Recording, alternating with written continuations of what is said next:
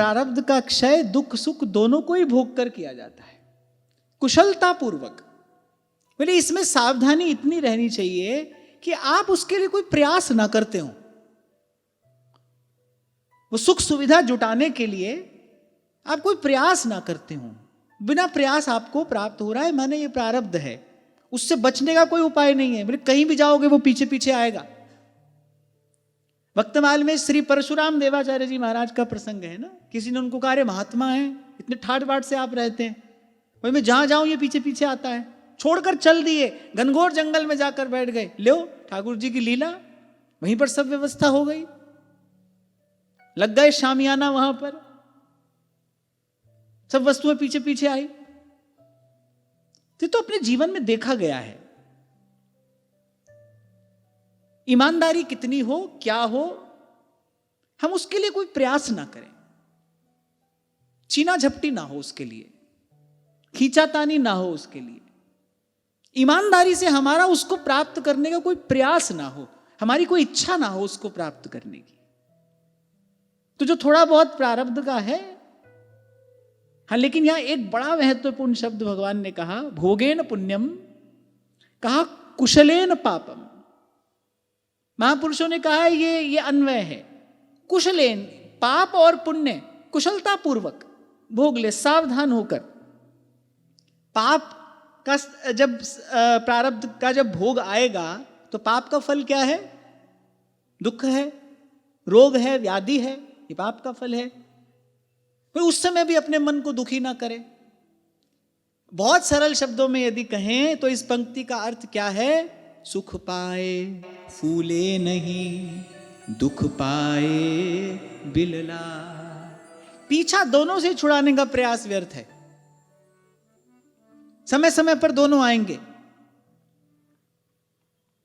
कभी कभी ऐसा भी देखा जाता है कि जैसे कुछ काल पहले की घटना है, काफी समय हो गया, एक महात्मा के पास गए, जाड़े का समय था, तो भाई संतों गुरुजनों के पास खाली हाथ तो नहीं जाना चाहिए, तो ऐसे एक वस्त्र उनको निवेदन करने के लिए हम ले गए।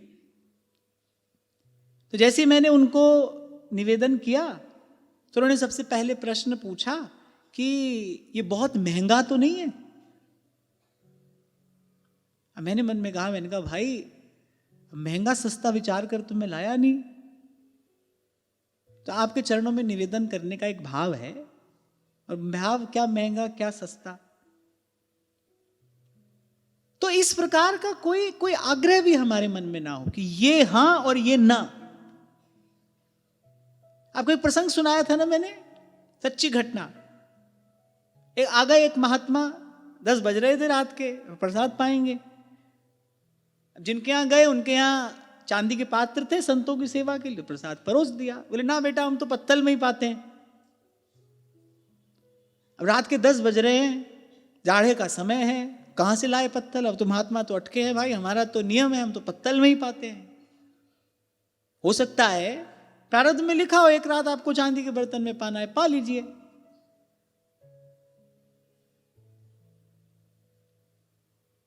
है ना? घर बार छुड़ाया तो फिर छोड़कर बैठे, जिधर मोड़ दिया मुख वही मोड़ कर बैठे, गुदड़ी जो उड़ाई तो वही ओढ़ कर बैठे। अब दे दिया है शॉल तो फिर शॉल में खुश हैं, और पूरे हैं वही मर्द जो हर हाल में खुश हैं। और फिर भगवान कह रहे हैं, ये उपदेश प्रहलाद जी को नहीं, आपको हमको है। भोगेन पुण्यम कुशलेन पापम। सुख आए तो फूल जाने की आवश्यकता नहीं है, वो भी जा रहा है विनम्र भाव से। हाँ, इतना मैं अवश्य कहूंगा, जब जब सुख हो, सुविधा हो, साधन हो, खूब सेवा करिए, सेवा करिए।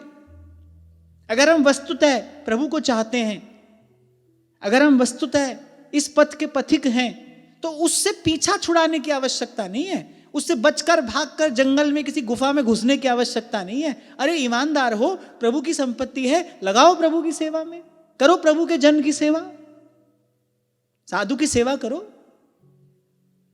बचाकर मत रखो, भगवान पर भरोसा रखो, करो खुले हृदय से, उदार हृदय से भगवान की सेवा।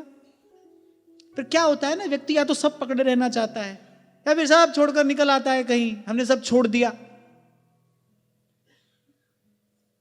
फिर भगवान बता रहे मध्यम मार्गम आचरित। भगवान ने कहा कुशल तो वही है जो इस प्रकार अपने प्रारब्ध से जो सुख दुख आया है दोनों को ही भोग कर समाप्त कर दे, सुख को भी और दुख को भी। सुख के समय सेवा करे और दुख के समय इतना ही करे कि दुखी ना हो। दुख के समय विचलित ना हो। सुख पाए फूले नहीं, दुख पाए बिल लाए। दोनों आकर चले जाएंगे, जाने के लिए ही आए हैं, तुमको मुक्त करने के लिए आए हैं। अगर तुम केवल दृष्टा बनकर देखते हो फिर दोनों तुमको मुक्त करने के लिए आए हैं। यही बात भगवान ने कही, भोगे न पुण्यम कुशले न पापम कलेवरम कालजवे न हित्वा। भगवान ने कहा भोग के द्वारा पुण्य कर्मों के फल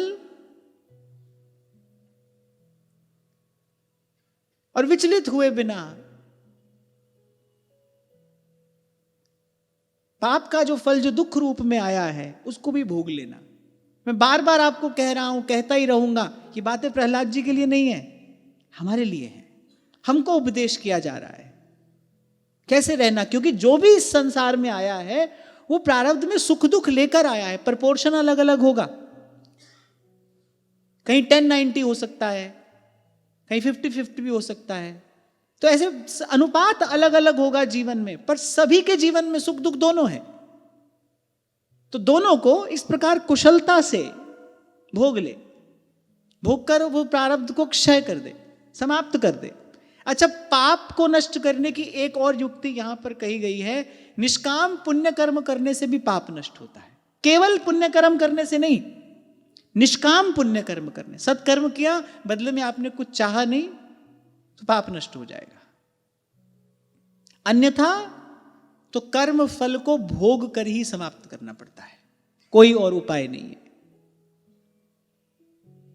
और अपने भक्तों को निमित्त बनाकर, अपने भक्तों को उपकरण बनाकर भगवान ने लीला की है, उपदेश दिया है।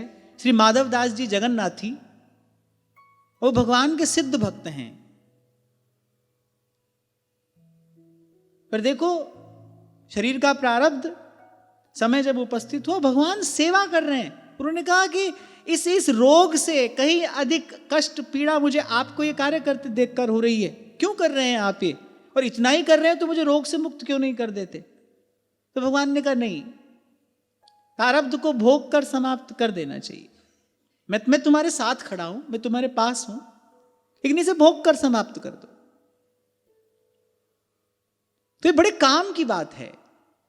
दोनों इस प्रकार के समय हमारे जीवन में आएंगे, आते हैं, आते रहेंगे। सुख भी आएगा, दुख भी आएगा। नहीं अब तो हम बड़े विरक्त हो गए, नहीं ऐसा तो नहीं करेंगे, वैसा नहीं करेंगे, ये सब झंझट में भी नहीं पड़ना। मैं तो एक बात कहता हूं भाई, आग्रह की ग्रंथि मन में ना पड़ जाए बस कि ऐसा ही करना है, ये नहीं होना चाहिए। जाहि विधि राखे राम, ताहि विधि रहिए।